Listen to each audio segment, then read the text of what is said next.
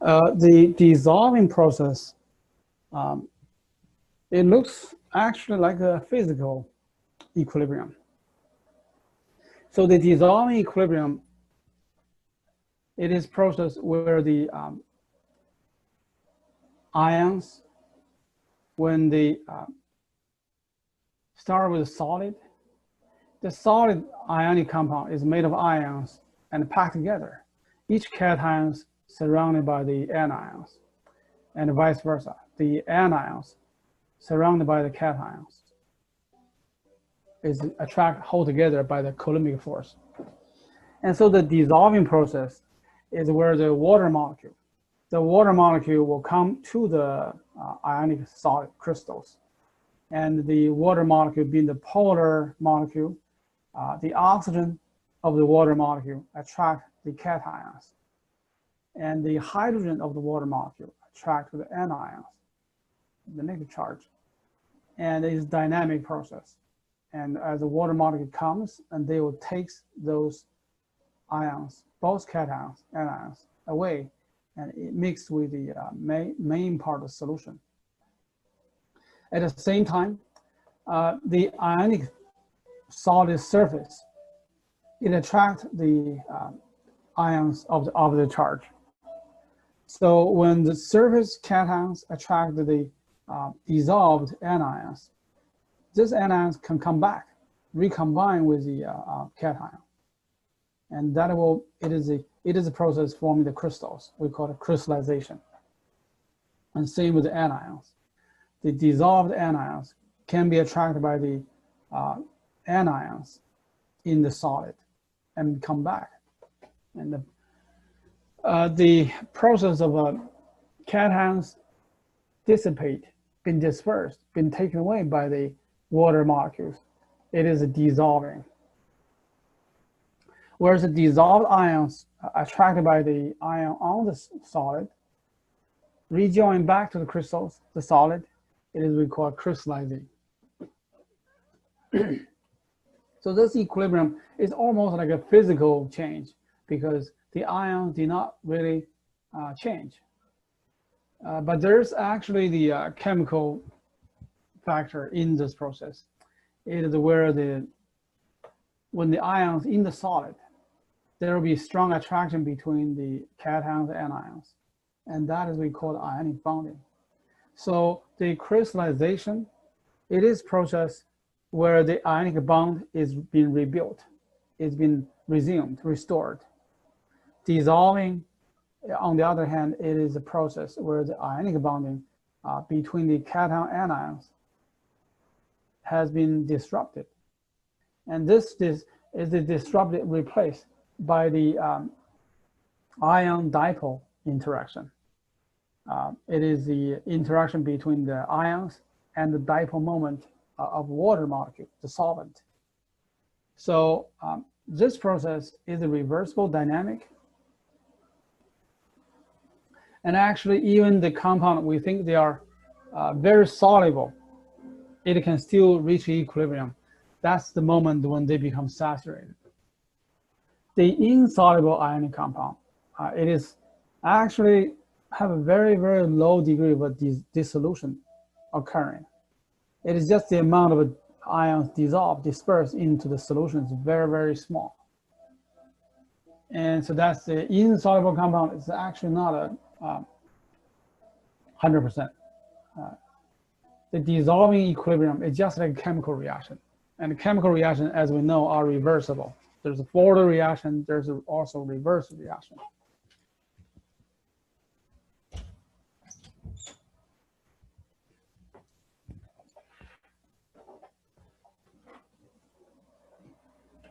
So for a compound that is slightly soluble ionic compound, which is essentially the compound we used to define it as insoluble, there's equilibrium between the solid, the ionic solid, and the aqueous ions.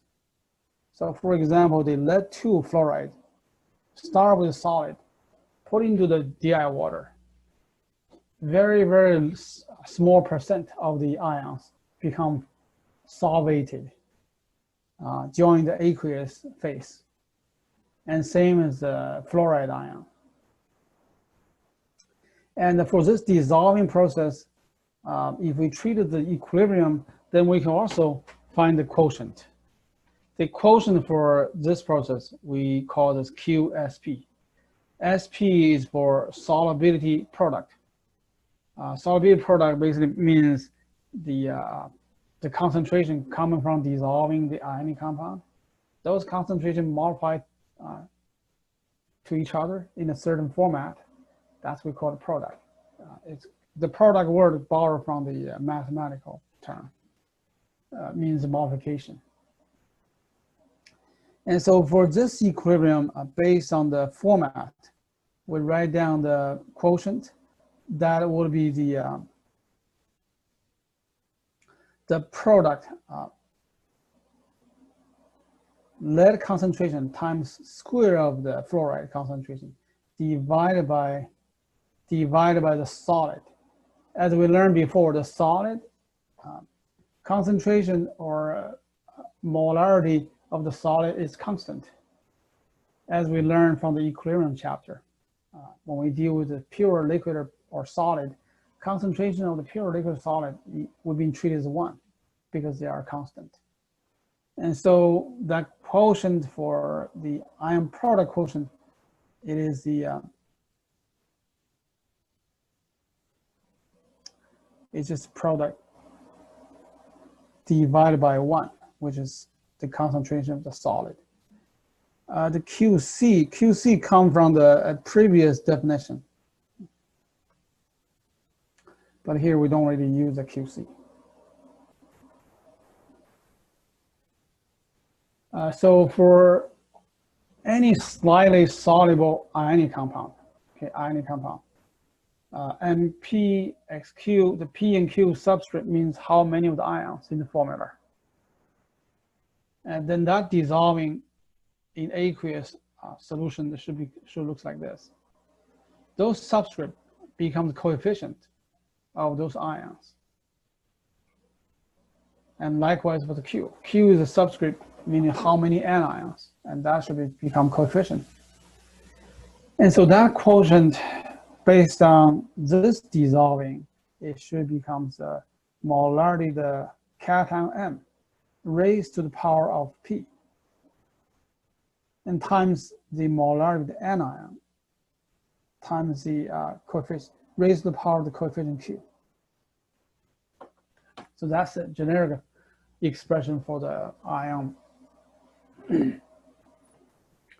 the ion product expression. So that's the quotient for dissolving. When the dissolving reaches equilibrium, which means the rate of dissolving equals the rate of crystallizing, forming solid, then that is reaching a solution reaching equilibrium. Or in the common term is, we call this solution being saturated.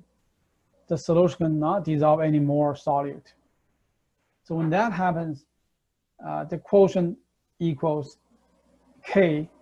K, it is basically a special quotient.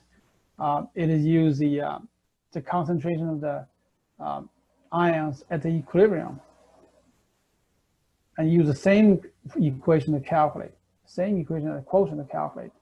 That gives a K. The Ksp, it is defined as solubility product constant, Ksp. The K is basically come from the equilibrium. The Ksp is constant. The Ksp, it is basically the concentration of ions at the equilibrium and multiply. The equilibrium constant for dissolving Ksp, it shows how well a salt dissolve in aqueous solution when they become saturated. Okay. The K value very large means the ionic compound have very good solubility in water, whereas the K value very small. That shows the compound has low solubility in water. And so the ion product expressions. Write ion product expression at equilibrium for each compound. The ion product expression is Qsp. Okay. Sp for solubility product. So there are 4 examples, 4 practice examples. I'll just use the C as example to show you how to set up ion product expressions. All the other questions we have answer key in this slide. So I just show you the C, how to get a C.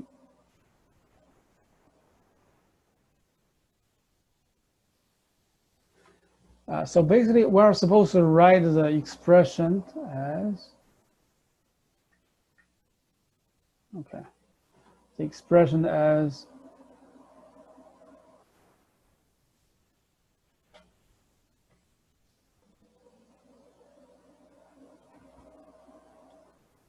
okay,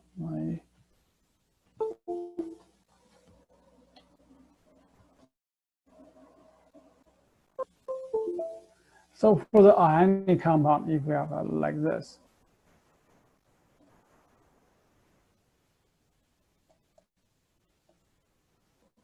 the ionic compound MPXQ.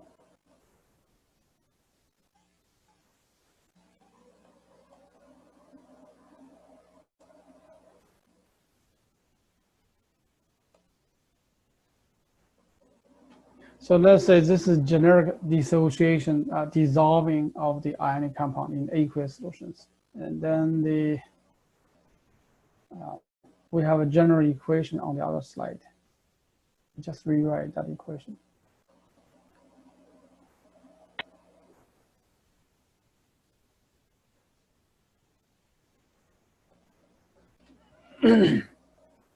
So that'll be the Qsp sure looks like, depends on concentration. And so for the calcium phosphate, calcium is 2 plus charge, phosphate is 3 minus. So we have 3 and 2. So that's how the calcium phosphate expression, the formula. And this compound dissolve will give us 3 calcium ions.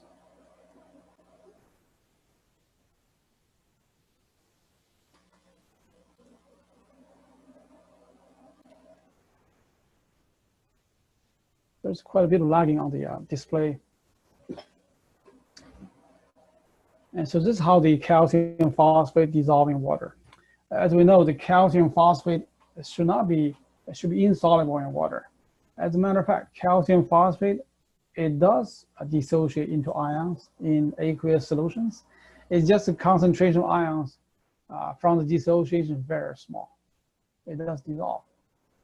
So anyway, for this quotient, that should be calcium concentration. The coefficient becomes exponent, becomes a power.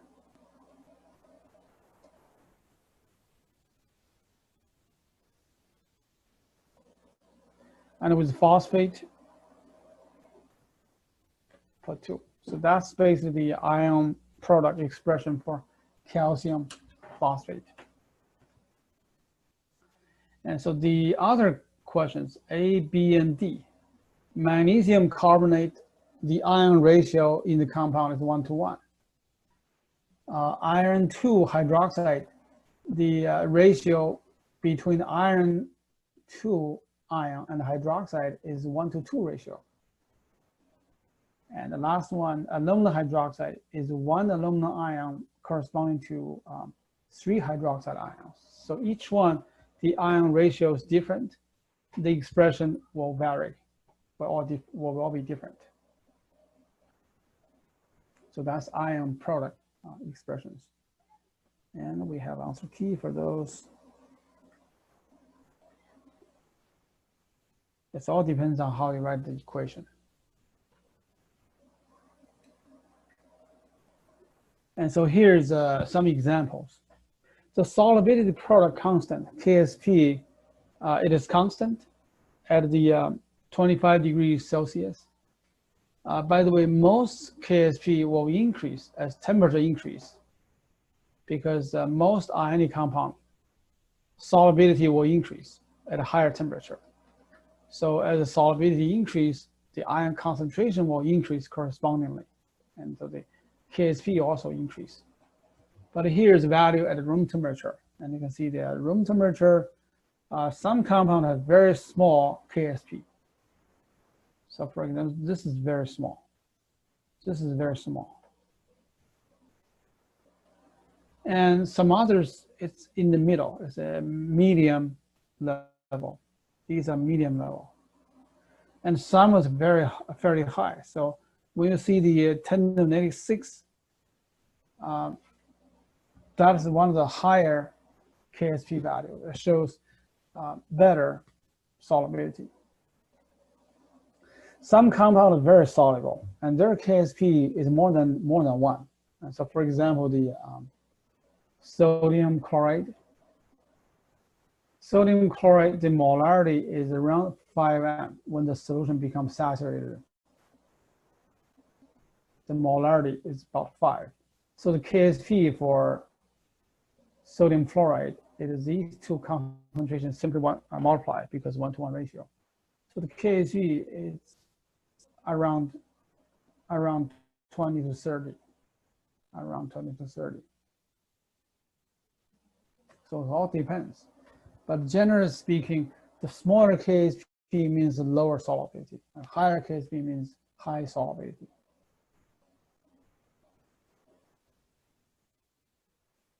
So the calculations in this chapter,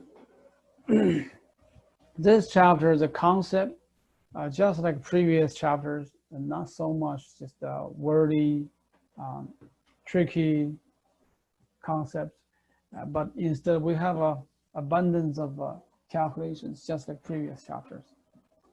And talking about how the solubility relate to the solubility product constant, Ksp. The Ksp is the equilibrium constant. Solubility is a value on the everyday basis. It's more useful because solubility shows us at a certain temperature, especially room temperature, how many moles or how many grams of a solute can dissolve in a certain volume or mass of the solution. Solubility is more useful, but Ksp is more related to the equilibrium and related to concentration and so forth. In between these two, there's a connection, and we'll see how they connect. From solubility to calculate Ksp. The solubility in the Ksp, we use the concentration and the molar concentration. So basically, the molar concentration of ions from dissolving multiply in a certain way, gives Ksp. And solubility not always being given as a molarity. As a matter of fact, solubility in everyday life most often is given as gram per 100 grams of solution or gram per liter. And here's the example. We have a solubility in gram per liter. And we have so we have a lead-2 fluoride shaken with pure water. When you shake long enough, the dissolving will reach equilibrium. A solution becomes saturated with lead-2 fluoride. Calculate, we're given the solubility as gram per liter, and find Ksp. The Ksp should be in molarity, the product of the molarity concentration. For the lead-2 fluoride, we first need to write down the expression, how much ions, how many ions they each once they dissolve. The dissolving produce a fluoride ion, and you can see that every 1 mole have a 2 mole of fluoride ion too.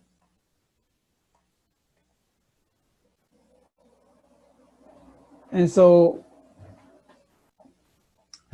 The Ksp, it should be the lead concentration times square of the fluoride.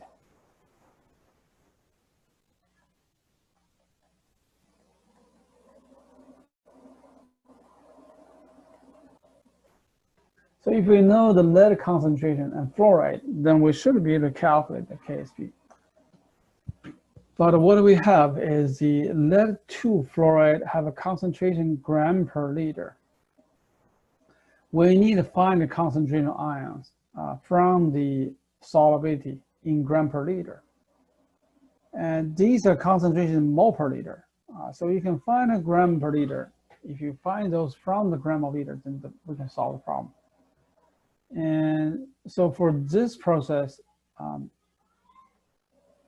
from the 0.64 gram per liter, we can find molarity of the lead-2 fluoride, the molarity of lead-2 fluoride in the saturated solution.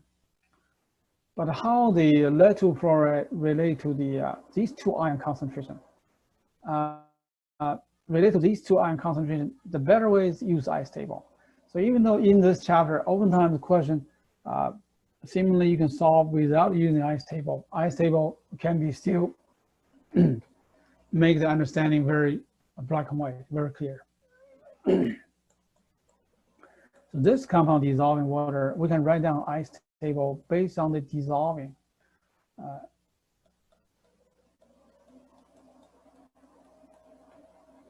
And this ice table will start with ice. Initial, that is before dissolving is complete, before dissolving happens, okay? And the solubility, we use S. In the beginning, let's say we have this much of the solid. It'll disappear in the end. This S, it is amount to be dissolved, and it becomes saturated, forming the solution. This S is come from solubility, okay? So in the beginning, suppose in the pure, it says in pure water. That means in the beginning, in this in the liquid state, there are no lead ions dissolved in the water. And neither will be any fluoride because it's pure water. And so in the beginning, we have this tiny amount of a lead-2 fluoride and put in the pure water.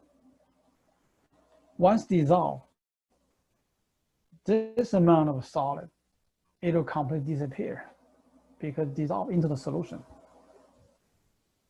So what happened with all the changes? Well, start with S and in the end become 0. The change should be negative S. I plus C equals 0. And if this one is minus S, between the lead-2 fluoride and the lead ion, the coefficient both are 1. You lose the lead-2 fluoride, meanwhile you gain the lead-2 ion. And what about a fluoride? If the lead gained S, what about the fluoride? Should it gain or lose? Anyone? Gain. Gain. Gain how much? 1x or 2x? Yeah. It would be 2s. 2s, yes. That's just the ice table we learned before. How we set up the change. Okay, so once we have the change, then that'll be easy to come up what do we have in the end.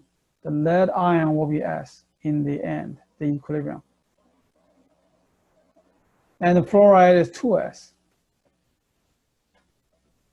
So basically we're going to see how the ion concentration relate to the concentration of the compound. Because this question, we have the concentration compound, 0.64 gram per liter. From that, and based on the ice table, we should be able to find the concentration of ions.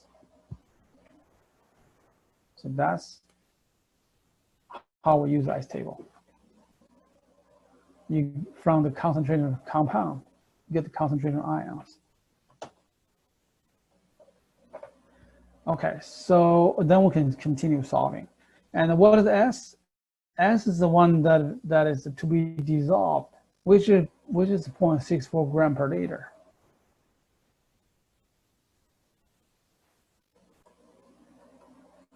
So use 0.64.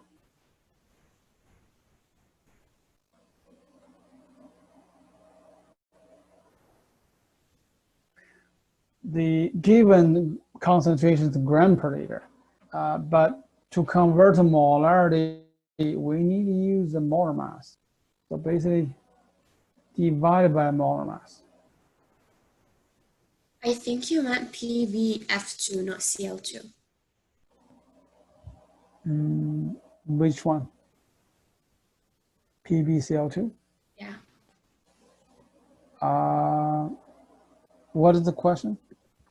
You put chlorine instead of fluorine. Yeah, it's Oh, the fluorine, yes, PbF2. well, yeah, fluorine, yes. Thank you.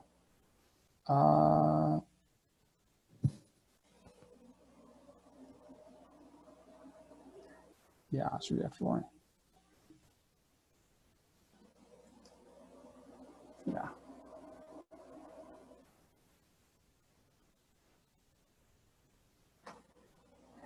And so to do that, we use the start from gram over liter. We need to convert to mole per liter and divide by molar mass. By dividing molar mass, we can get the molarity. Lead 2 fluoride, the molar mass you can easily calculate, should be around 200-ish. Okay. Do I have answer key for that? I have answer key, but so use the molar mass, which is 2 fluorine plus the lead is 208. So add together, get a molar mass for that. And so divided by molar mass, we get a concentration. So that's 2.6.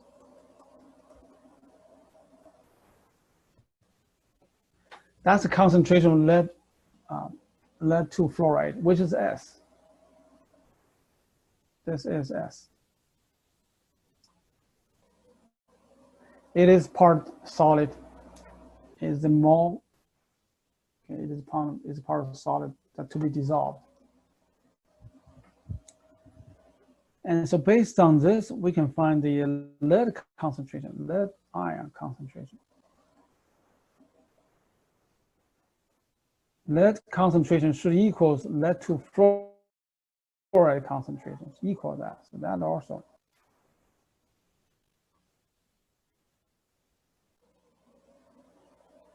And finally, we just need to work out the fluoride.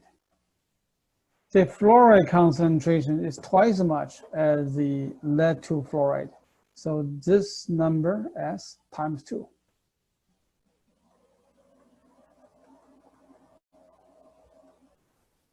That'll give me 5.2.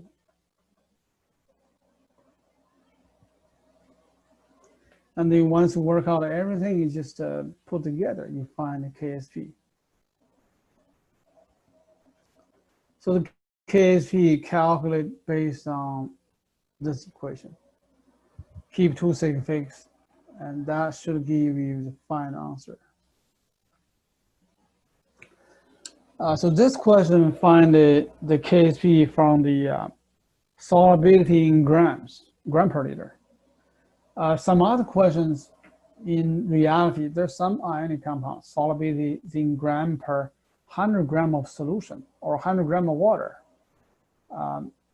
But for the connection between the molarity, in terms of molarity, the concentration in gram per liter or mole per liter is most relevant, easier to convert from the concentration to the concentration of compound to the concentration of ions, and then use the ion product expression to calculate Ksp. If questions start from the mole per liter, then the calculate Ksp would be very easy. It's just like we did last, like this slide. Use ice table, break down the ionic compound into ions, and then use the ion product expression to calculate.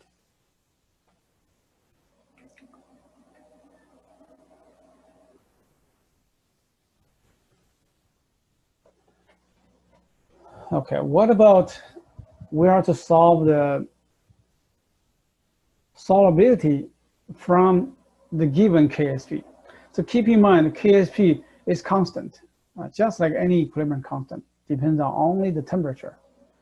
So if you have a Ksp, you can find out solubility, find solubility S. The molar solubility means the solubility in mole per liter, or in the capital M. And we're to answer a question about calcium hydroxide. Calcium hydroxide, we need to write down how that will become ions first.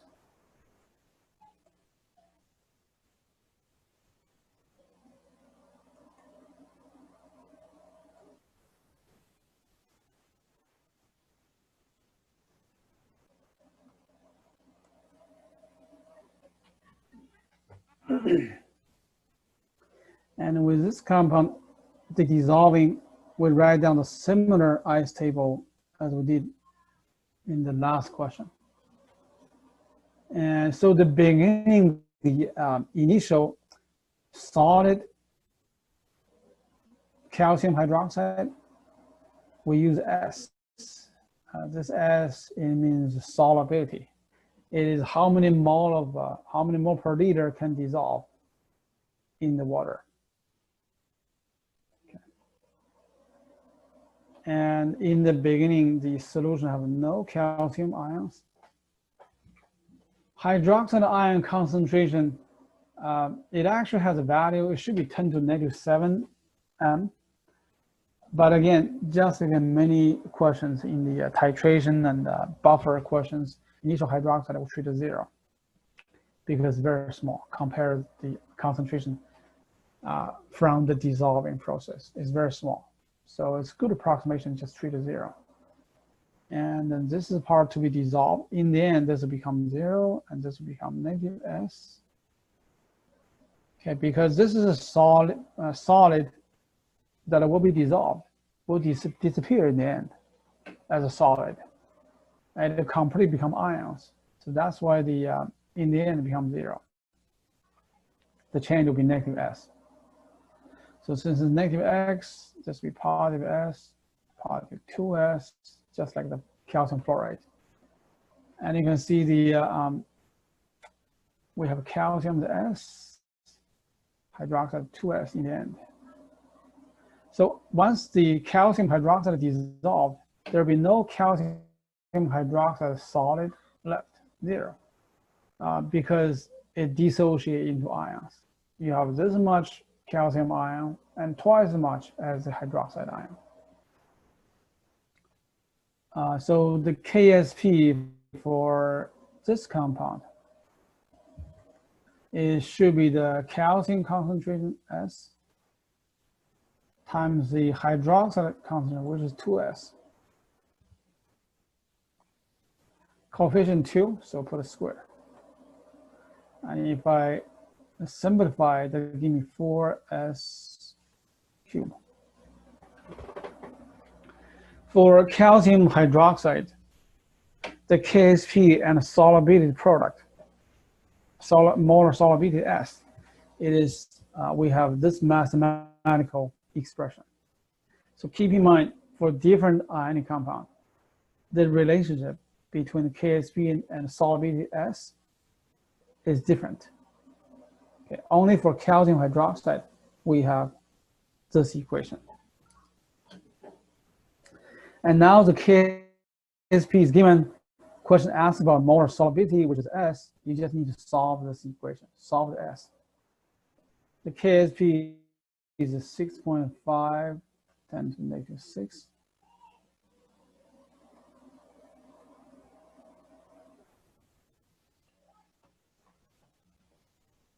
And so the rest of solving is pretty straightforward. You divide it by 4 on both. So this will become the 1. And then take the cubic root.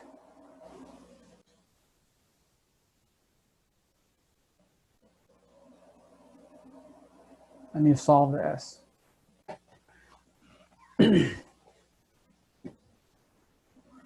So final answer, keep 2 sig figs, just because the Ksp given 2 sig figs, and 4 is the exact number. So find keep only 2 sig figs. The quiz in this chapter, watch your sig figs and units.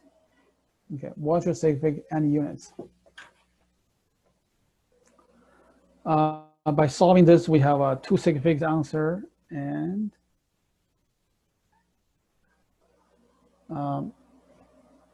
in the end, don't forget, this S is molar solubility. The unit is M. So make sure add the M back to the calculation. Even though the K have no units, because K we did on purpose to make it dimensionless. It's based on molarity. But you use a K to find the concentration still. We need to add the molarity back to the results. So that's how we find the solubility from the Ksp. The ice table looks familiar. The key is here. This is the part of the ionic compound. It will completely dissolve, become 0 in the end. No more such solid once the dissolving reach equilibrium. And because solubility, it deals with the how much amount of solute dissolve, forming a saturated solution. A saturated solution, reach equilibrium between the solid and the ions. So the amount to be dissolved, it is put as the initial. And then the change, because you put the solubility as S, the change will be negative S. So the end becomes 0. Once you find the S, the others can easily solve based on the formula of the compound. So set up ice table and the initial solid as S, meaning the part will be completely dissolved. How is the Ksp related to molar solubility S?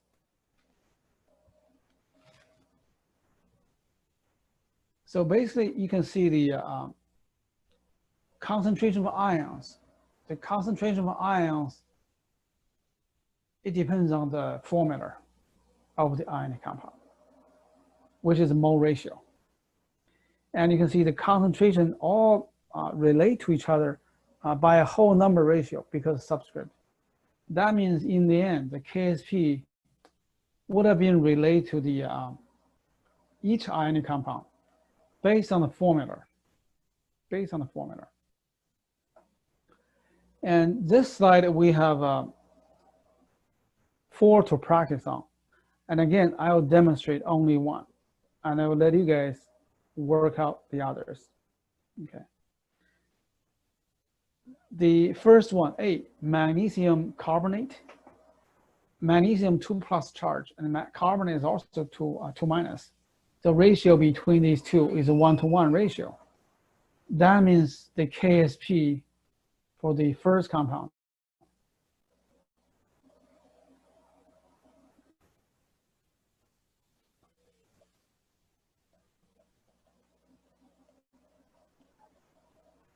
the ratio between these two is a 1-to-1 ratio. If you start from S in the beginning, once dissolved, the magnesium will have S. Carbonate has S. So the Ksp is simply equals these two concentration raised to the power of a coefficient, which is 1. It's simply just S squared. That would be the first compound, magnesium carbonate, where the mole ratio is 1-to-1, the Ksp simply equals the molar solubility squared. The other compound, as you will see, they're all different. I just show the C, how the C should look like. The C, calcium phosphate, it is calcium 3 and phosphate 2. So this dissolve will give you 3 mole of calcium ions. and 2 mole of phosphate. All right, so when you dissolve, start ice table, ice. The ice table start with the S, which is to be dissolved, S.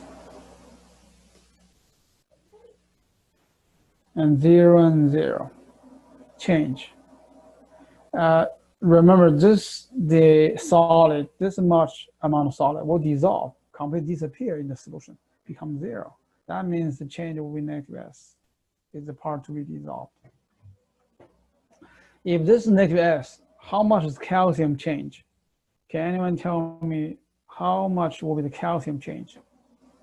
How many S? Is positive or negative for calcium? Positive 3. Positive 3, yes. Positive 3, yes. And the phosphate with positive 2S. Okay, and then once we figure out change, the end will be the same as that because initial 0.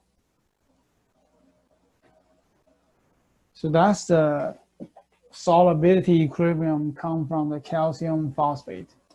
And then we calculate the Ksp. Ksp for this should be the calcium concentration, which is 3S. And the calcium coefficient is 3. So we put that as cube to the 3rd power. And times the phosphate. The phosphate concentration is 2S. And the coefficient is 2.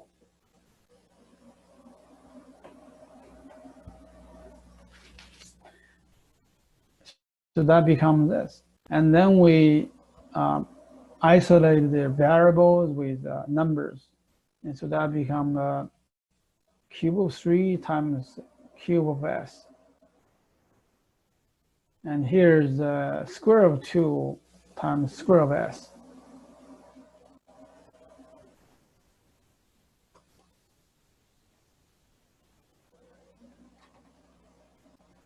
And so the numbers, cube of 3, that's 3 times 3 times 3, give me 27.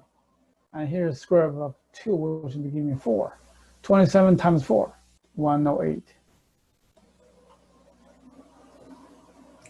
And then the power, S cube of S times square of S. So what is the power for the S?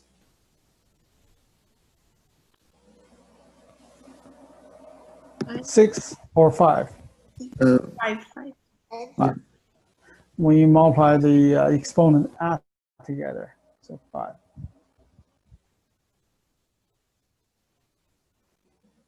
So that's how the molar solubility of calcium phosphate related to the solubility product constant, Ksp. Okay, we have, depends on how these relate. Okay, now it's time for a little practice.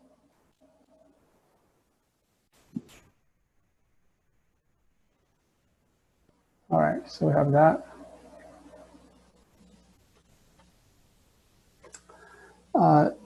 As we go over I started with the first equation.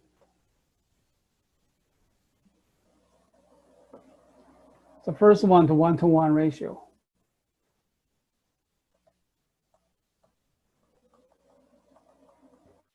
We have ion ratio as 1-to-1 ratio. K is equals S squared. And then I showed the Ksp for calcium phosphate. Calcium phosphate in the end is 3 cube of 3 times square of 2 and times solubility 2 plus 3 power.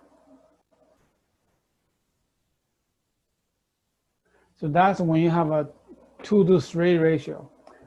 As a matter of fact, for ionic compound, if the ratio is 2-to-3 or 3-to-2, both have the same expression. Both have the same equation between the Ksp and S.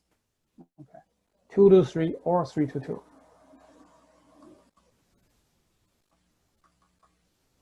You can easily prove it. Just write down the ice table and find the change, and based on change, write down the equilibrium concentration.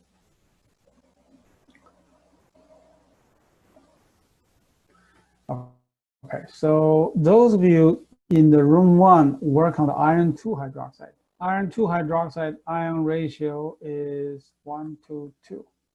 And those of you interested, you can do that also. If the ratio is 2 to 1,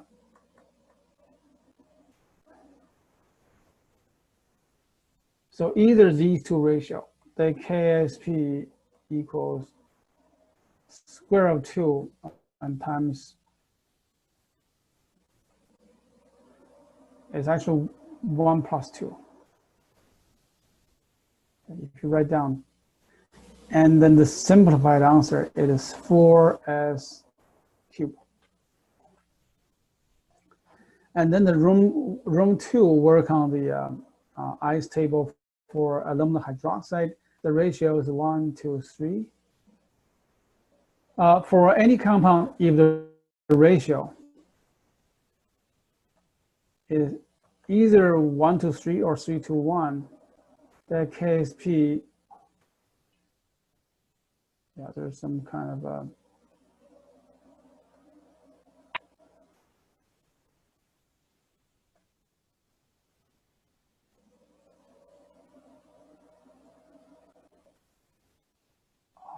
what's going on?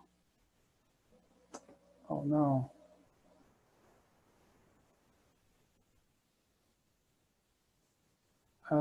There's some problems.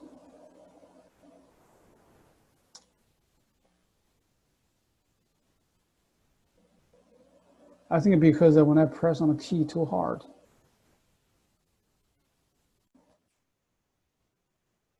Oh no, it's not being recorded so far. Okay. All right, so this morning we introduced what is Ksp and Qsp and molar solubility. And finally, for different ionic compound, we can see the molar solubility. We have different equations corresponding to each. And we do have a generic formula. Still, the best way is to use ice table. Okay, use ice table and set up 0, and depends on how the ionic compound dissociate into ions. Set up ice table, and then calculate Ksp. There's no need to memorize. There are 4 different equations. Okay, so let's take.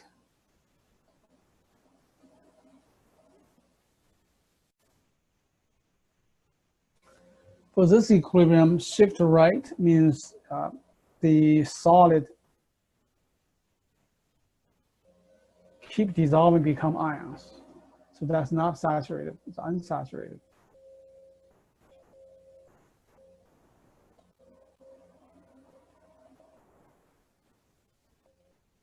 It is dissolving process. So we're losing solid and become more dissolved ions. The reverse, shift to left. Shift to left means forming the solid, which means forming precipitate.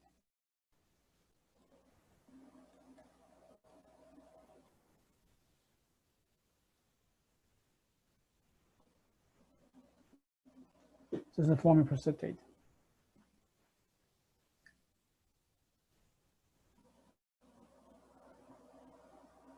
And so shift to right means no precipitate, shift to left means form precipitate. And so that's combined with what we learned before. We learned before when the quotient larger than K, the equilibrium should shift to, okay, when the Q larger than K. Q larger than K means there are too many products. Equilibrium shift to left.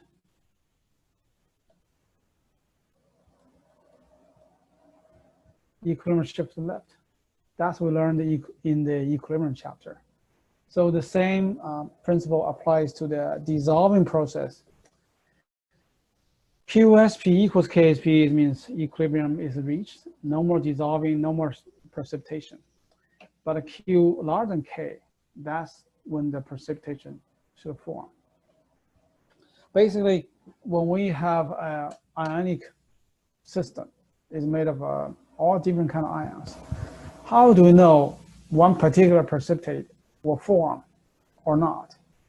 We simply just calculate the quotient, which means we need to know the concentration of both ions. And then we calculate Qsp. Since Ksp is given, we'll compare the Qsp against Ksp. If Qsp is larger, then it will form precipitate. So we have a more quantitative rule, quantitative guideline to predict if a precipitate forms. So keep in mind, this is very different from in the first semester general chemistry or intro chem. You remember the solubility rules.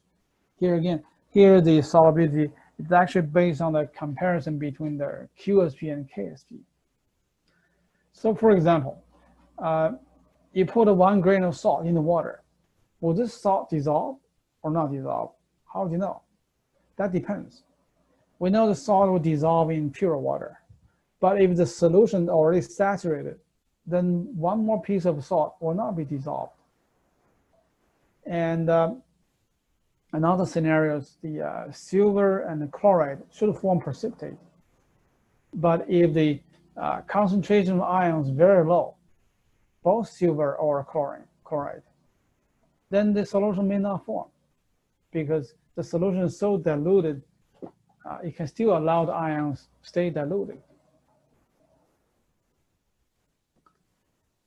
And so let's see an example how the general principle, how to predict if a precipitate will form or not.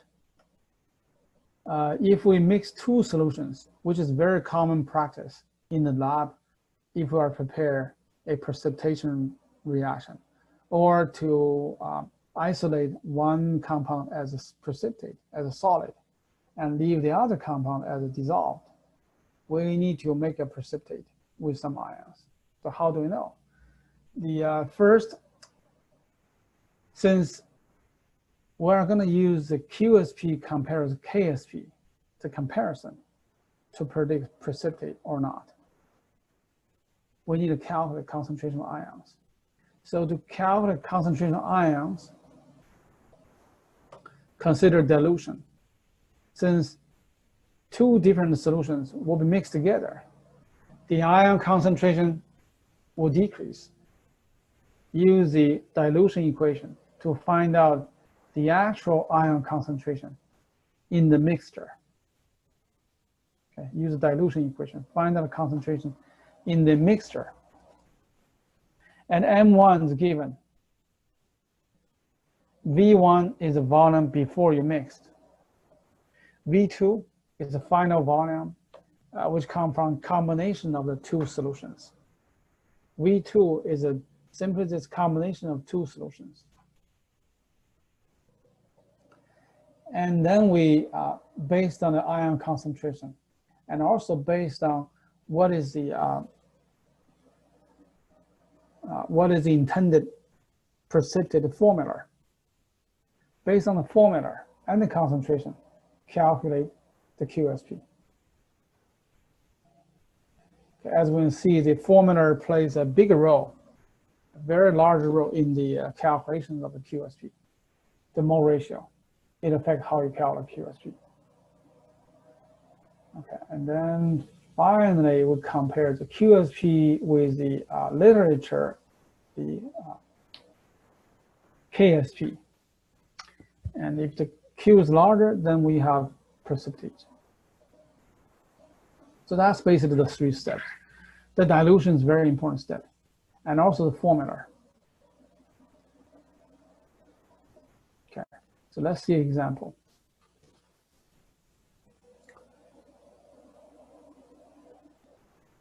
So when we mix 2 solutions, and each one contains ion, the ion mixed together, it may form insoluble.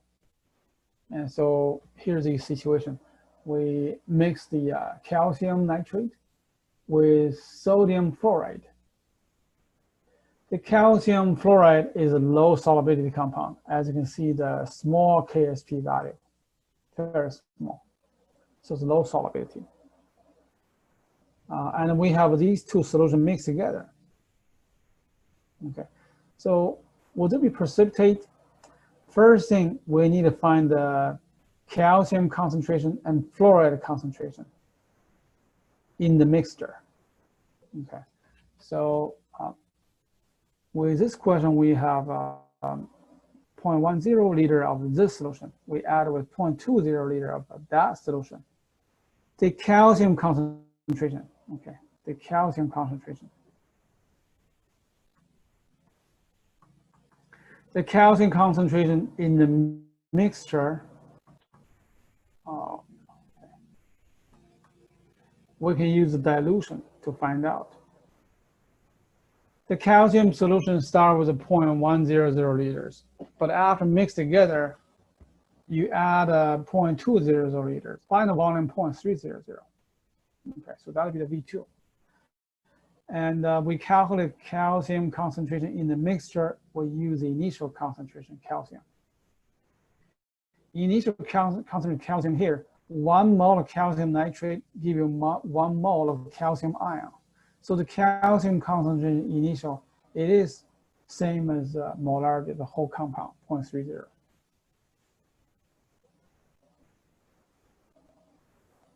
This is the initial concentration of calcium ion.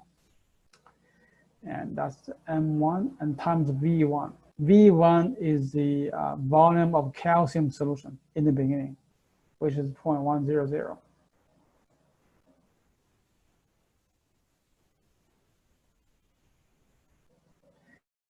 And then divided by, this is M1 times V1, divided by V2. V2 is the final volume. It's after these two solutions got mixed together. The volume should be 0.100 point plus.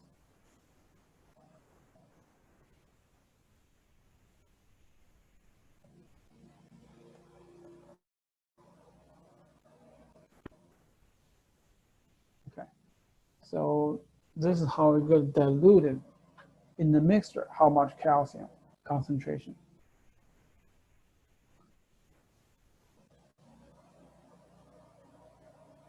And so the answer looks like keep only 2 sig figs and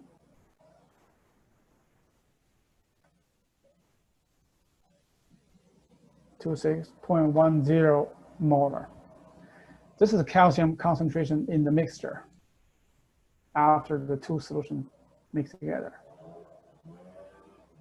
And then the to calculate the Qsp for calcium fluoride, we need to know the fluoride concentration. And that is also a diluted. The fluoride concentration use the initial concentration fluoride times initial volume of the fluoride solution, which is 0.20. Fluoride concentration start with 0.060 m. Because the sodium fluoride, 1 mole of sodium fluoride give you 1 mole of the fluoride ion. So the fluoride concentration beginning, it is 0.060. The solution, the concentration solution, times initial volume, which is 0.200 liters. Divided by V2 is the same as the last time. So 0.100 liters plus. Okay. And so by doing this, we find the fluoride concentration in the mixture. So that is 0.03. I should get a fairly small number.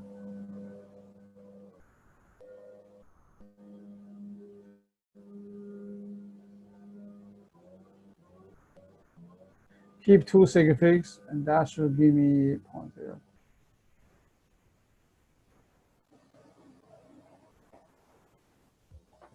So first step, find out the concentration of ions after the mixing. And then you can calculate Qsp. Qsp for the calcium fluoride, it should be the calcium concentration.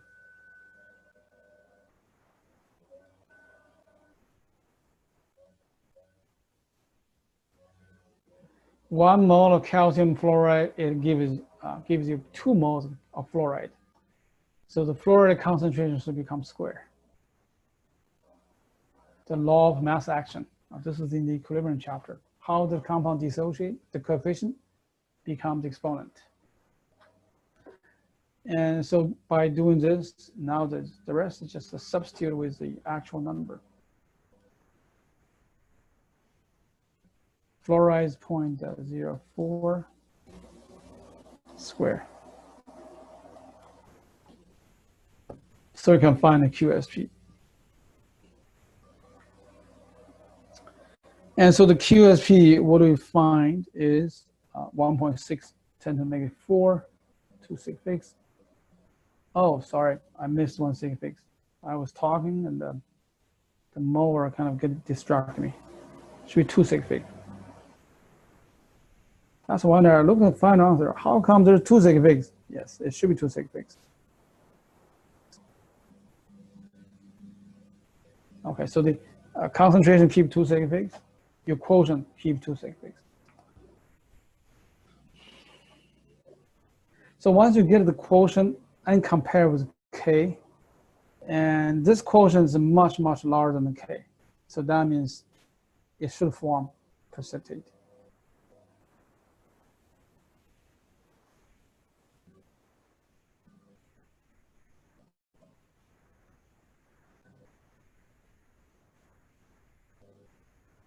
PBT for precipitate, it'll form precipitate. So when we have a use Ksp and Qsp predict the precipitation, oftentimes we need to consider the volume change and dilution. So keep that in mind. There's some situations the second compound being added as a solid. When you add a solid into a solution, typically we assume the volume is no change because the volume being added in is typically very small.